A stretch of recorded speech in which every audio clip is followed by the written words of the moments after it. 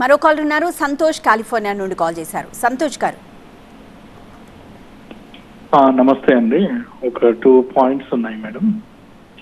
ఆంధ్రప్రదేశ్లో liquor is on cash sales, digital currency లేదు అక్కడ. అండ్ బీజేపీ ప్రెసిడెంట్ పురంధరేశ్వర్ గారు కూడా యూనియన్ మినిస్టర్కి కంప్లైంట్ కూడా చేశారు. So cheap quality liquor and also they are using synthetic materials, synthetic chemicals అని. And Andhra Pradesh cash sales వల్ల there is a possibility of GST and tax evasion also. But BJP president garu complaint chesin tarvata kuda there was no concrete action from central government. Elanti action intavaraku ledu. Actually cheppalante that is going to be the biggest liquor mafia and liquor scam in the country. But enduku action ledu. Second question vachesi, who killed బాబాయ్ ఎపిసోడ్లో CBI has taken 5 years. ఇంతవరకు ఆ case గురించి అతిగతి లేదు. ఎన్ని సంవత్సరాలు పడుతుందండి ఒక మర్డర్ కేసుని ఇన్వెస్టిగేట్ చేయడానికి? That is also for CBI which is a sophisticated efficient agency in the country. ఒక సిబిఐ ఇంతవరకు A8గా ఉన్నటువంటి ముద్దాయి అవినాష్ రెడ్డిని కూడా అరెస్ట్ చేయలేదు. సో సిబిఐ అంత బలహీనపడటానికి కారణం ప్రైమ్ మినిస్టర్ అనుకుంటున్నారా లేకపోతే హోమ్ మినిస్టరా? చెప్పండి.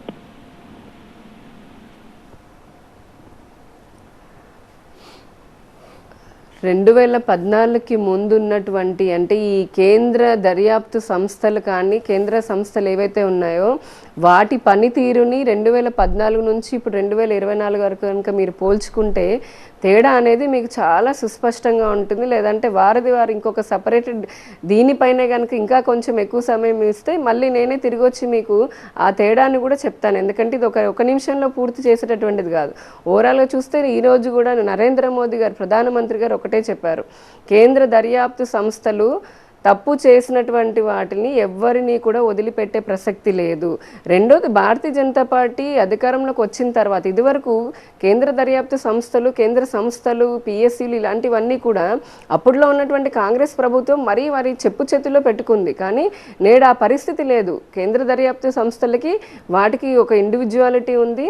ఇక కేసుల గురించి అని అంటారా, చాలా ఇన్ఫ్లుయెన్షియల్ పీపుల్ యువతల వైపు ఉన్నారు కాబట్టి వాళ్ళు కూడా చట్టంలో ఉన్నటువంటి చిన్న చిన్న ఏవైతే ఉంటాయో ఆ లూప్స్ని పట్టుకొని ఒకదానిపైన ఒకటి వేసుకుంటూ వెళ్తున్నారు.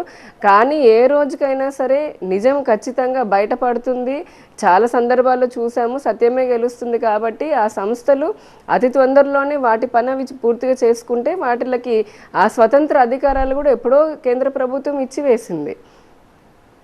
అండ్ లిక్కర్కి సంబంధించి రాష్ట్ర అధ్యక్షురాలు పురంధరేశ్వరి గారు ఆవిడ రాష్ట్ర అధ్యక్షురాలు అయినప్పటి నుంచి కూడా మీరు చూస్తే ఒక్కొక్క అంశము తీసుకున్నారు. దాంట్లో మొట్టమొదటిగా తీసుకున్నది మద్యపాన నిషేధం. ఎందుకంటే జగన్మోహన్ రెడ్డి గారు ఆయన ఇచ్చినటువంటి నవరత్నాల హామీలో అతిపెద్ద ఒక రత్నము మద్యపాన నిషేధము. అందరికీ తెలిసిందే ఇది సామాజికంగా ఉన్నటువంటి సమస్య. అంటే ప్రభుత్వం పూనుకొని ఎంత చేసినప్పటికీ ప్రజలకు ఉన్నటువంటి సమస్యని ఆయన చాలా దృఢంగా నేను నిషేధం చేస్తానని చెప్పిన తర్వాత ఆయన చేస్తున్న పని అంతా ఆపోజిట్. చీప్ లిక్కర్ అసలు దొరకకుండా చేయడం అని కాదు, సారా దొరకడము, మందు దొరకడము దేవుడెరుగు, కానీ 5 స్టార్ హోటల్లోనే దొరికేలాగా చేస్తాని 5 సంవత్సరాలు అన్నప్పటికీ ఈ రోజున గల్లీలో చూస్తే ఎక్కడ చూసినా కూడా ఈ లిక్కర్ అనేది ఏరులై పారుతుంది. ఆడవారి పుస్తలు తెగిపోతున్నాయి. ఎంతోమంది పురంధరేశ్వర్ గారు వెళ్ళి విజిట్ కూడా చేసి వచ్చారు. దీనికి సంబంధించినటువంటి డీటెయిల్డ్ రిపోర్టు కూడా కేంద్రానికి పంపించడం జరిగింది. అది కేంద్రం దగ్గర ఉంది. వారు కూడా ప్రతి డిపార్ట్మెంట్ కానీ మినిస్ట్రీకి కానీ దానికంటూ చాలా పనులు ఉంటాయి. ఖచ్చితంగా ఈ విషయం పైన అతి తొందరలోనే వారు నిజాలతోటి ఆధారాలతో సహా ఇచ్చాం కాబట్టి ఒక డెసిషన్ అయితే తీసుకుంటారు. ఎందుకంటే ఇది ప్రజలకు సంబంధించింది, ప్రజల ఆరోగ్యానికి సంబంధించింది కాబట్టి. మరొక పక్క చూస్తే ఇదే చిదంబరం గారు పార్లమెంట్లో ఎద్దేవా చేశారు, ఇది 2017-18 ఆ సమయంలో. ఈ భారతదేశంలో కనీసం ఇంటర్నెట్ కూడా లేదు, మీరందరికీ వెళ్ళి క్రెడిట్ కార్డులు ఇస్తారా ఏంటి, పిఓఎస్ మిషన్లు పెడతారా, ఈ దేశం డిజిటలైజ్ అవ్వడము ఇంకా దగ్గరలోనే లేదు, ఈ మాటలు ఎందుకని చాలా గేలి చేశారు ఆ రోజున. కానీ నరేంద్ర మోదీ గారి సంకల్పం చూడండి, బీజేపీ సంకల్పం చూడండి, ప్రజలందరి దగ్గర ఉన్నటువంటి మొబైల్ ఫోన్లతోటే ఈ రోజున డిజిటలైజ్ చేశారు. ఆఖరికి కూరగాయల బండ్ల వారు, ఆటోలు పెట్టుకునే వాళ్ళు, గుడి దగ్గర బయట ఉన్నటువంటి చెప్పుల స్టాండ్ నడుపుకునేటటువంటి వారు కూడా, చెప్పులు కుట్టుకునే వారి దగ్గర నుంచి యూపీఐ స్కానర్లు పెట్టి మొత్తం డిజిటలైజ్ చేశారు.